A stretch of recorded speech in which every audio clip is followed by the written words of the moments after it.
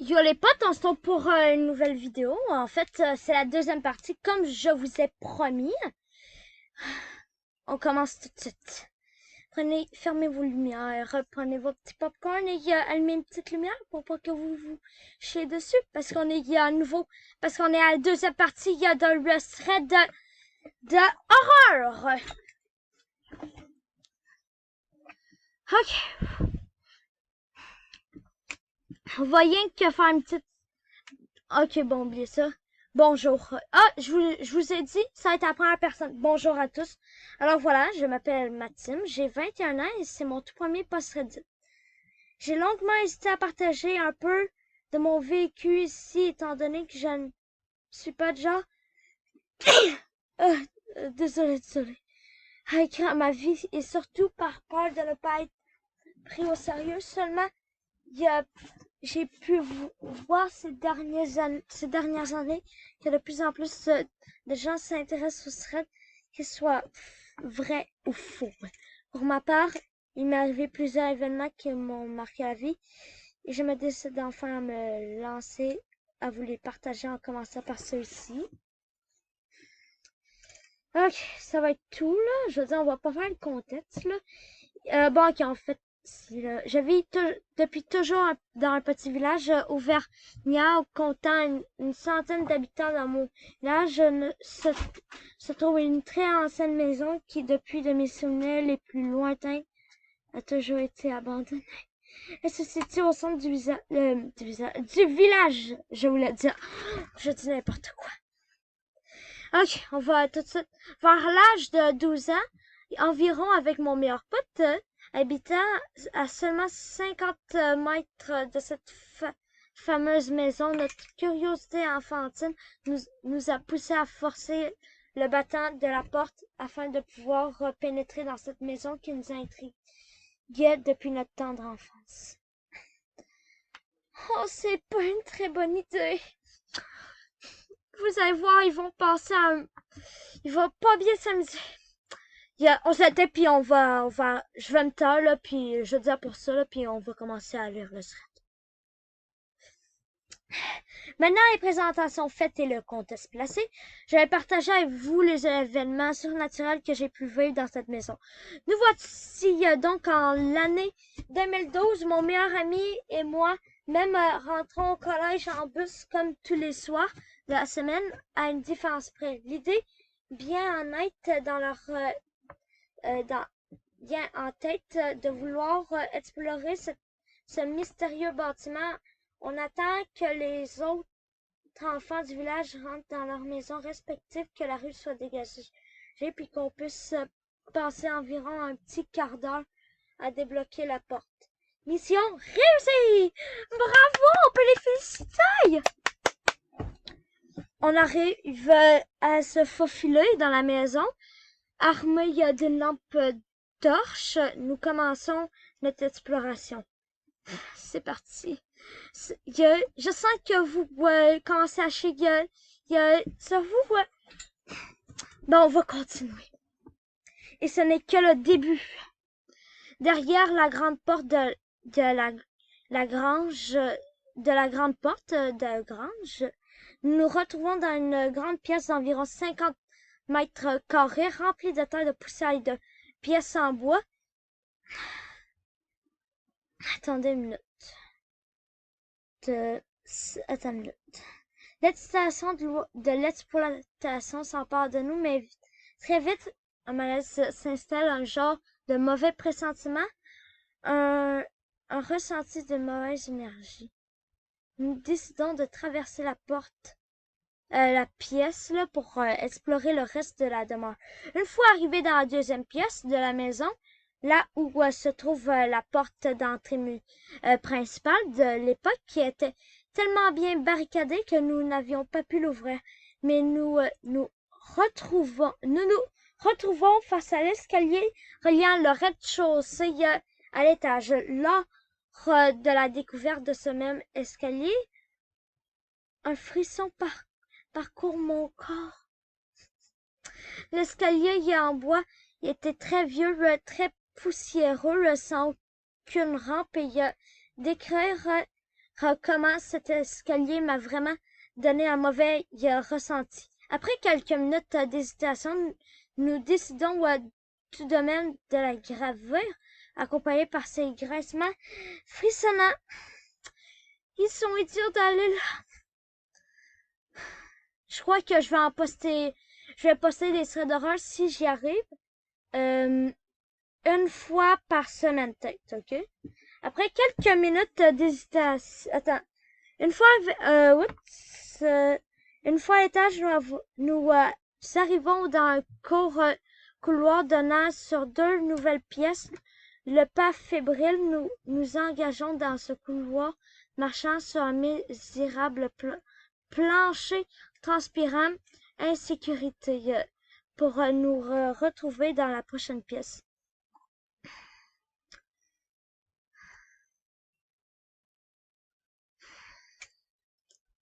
Vous allez voir. Il aurait vraiment pas dû rentrer dans cette maison. Cette pièce était composée uniquement d'un gros style ancien lit d'hôpital en acier se situant sur notre gauche par rapport à l'entrée de la chambre que nous avons essayé de porter par curiosité, en vain de par son poids. Oh bordel! Mettez vos théories dans les commentaires. Peut-être s'il y a quelqu'un là qui est là. Parce qu'on va découvrir ça ensemble là, parce que j'ai pas tout pris là.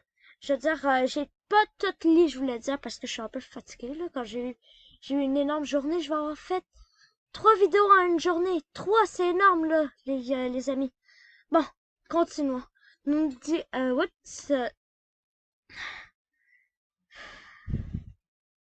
Nous nous dirigeons ensuite dans la prochaine pièce se trouvant au fond du couloir et finalement au-dessus de la pièce par laquelle nous sommes rentrés par la grande porte que nous avons forcée. Celle-ci avait une grande armoire en chêne massif. Sur notre gauche et tout au fond à droite, dans le genre de coffre en bois qui attirait notre attention. Je commence à m'approcher de ce coffre quand tout à coup, grosse frayeur, le plancher de mes pieds rompit. Je dégage avec l'aide de mon ami ma cheville prise dans le plancher. Le sentiment d'insécurité complété par ce mauvais pressentiment, encore plus présent que lorsque nous étions au rez-de-chaussée. Nous prenons la décision d'arrêter notre exploration ici pour aujourd'hui. Très bonne idée.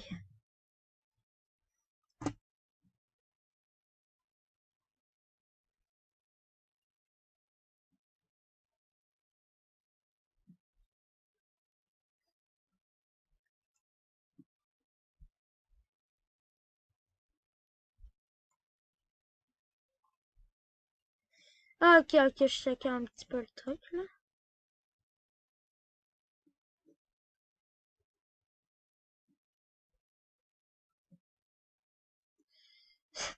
Tellement il est long. Deuxième partie, il y aura. C'est bon? C'est à ce moment que tout a commencé. Attends, là. Attends, quelques semaines plus tard. Avec deux autres amis du village voisin à qui nous avions raconté notre aventure, nous sommes remotivés à revenir dans cette maison, mais cette fois-ci équipée de plus de lampes ainsi que de caméscopes qu'on avait récupérés chez nos parents. Il a dû pas revenir. Ça va être la fin de la vidéo parce que elle est longue là, l'histoire, elle va être en 4 parties je crois tellement elle est longue, ok? Ça va? Ça se peut que la fin de l'histoire soit demain là, je vais faire de mon mieux, ok? Attends, je vais mettre un petit affaire bleu là pour dire que c'est là qu'on est rendu. Ok, on va continuer un peu là. C'est à ce moment-là que tout a commencé à basculer dans cette satanée maison. En effet, nous sommes rentrés à nouveau dans la première pièce, allumée dans une lampe de torches respectives et démarre nos caméras. Jusqu'ici, tout va bien, mais dès lorsqu'on a dépassé la porte, a clignoté 2 fois avant. C'était complètement, les caméras ont eu les écrans grisés. Avant de s'éteindre à leur tour, je tiens à préciser que nous avions mis des piles neuves dans les lampes et que les caméras avaient été chargées à 100% juste avant. À ce moment-là, il nous était impossible de les rallumer malgré nos multiples tentatives et nous avons entendu de légers grincements venant de l'étage.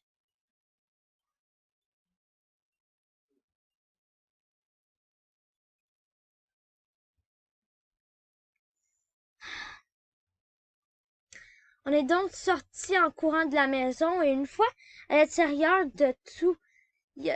à l'extérieur, tout s'est rallumé en même temps, mais les cartes mémoire de nos différentes caméras avaient été mystérieusement vidées. Impossible de les récupérer.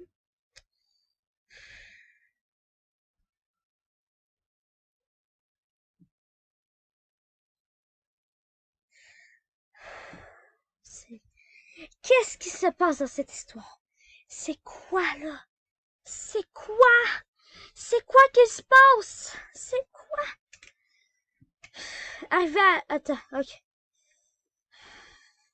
Après plusieurs dizaines de minutes d'hésitation et de frissons, nous avons décidé d'y retourner. Les lampes n'ont donné cette fois aucun signe de faiblesse.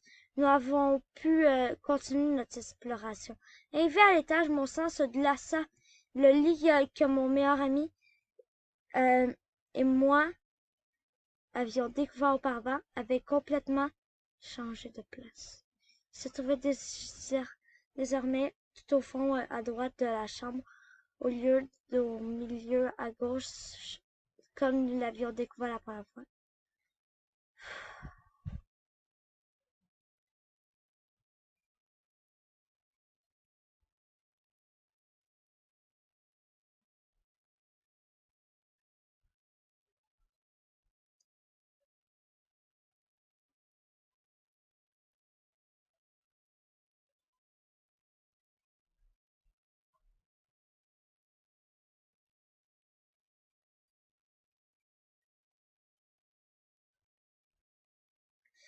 Ok, je lisais un peu le truc là. Désolée.